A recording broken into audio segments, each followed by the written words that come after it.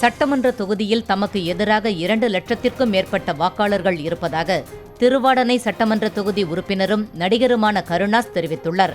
தமிழகத்தில் நிலவிய பரபரப்பான அரசியல் சூழலில் 11 நாட்களாக கூவத்தூரில் உள்ள விடுதியில் சட்டமன்ற உறுப்பினர்கள் தங்கியிருந்த விவகாரம் சர்ச்சையை ஏற்படுத்தியிருந்தது. இதனிடையே நம்பிக்கை வாக்கெடுப்பு முடிந்து தொகுதிக்கு செல்லும் எம்எல்ஏக்களுக்கு தொகுதியில் எதிர்ப்பு தெரிவிக்கப்படுகிறது. இந்த நிலையில் ராமநாதபுரம் மாவட்டம் திருவாடனை சட்டமன்ற தொகுதி உறுப்பினரான கருணாஸ் தனது தொகுதியில் தனக்கு வாக்களித்தவர்களை தவிர 2 லட்சத்திற்கும் மேற்பட்டவர்கள் எதிர்ப்பு தெரிவிப்பதாக கூறினார்.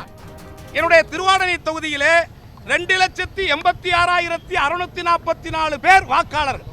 அனைத்து இந்திய அண்ணா திராவிட முன்னேற்ற கழகத்தினுடைய தோழமை வேட்பாளராக போட்டியிட்ட எனக்கு 76,000 வாக்குகள்.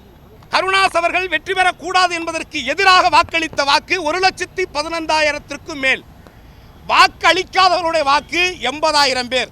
2 லட்சம் பேர் திருவாடனை தொகுதியிலே இந்த கருணாஸுக்கும் நான் போட்டியிட்ட அனைத்து இந்திய அண்ணா திராவிட முன்னேற்ற கழகத்திற்கும் எதிரானவர்கள்.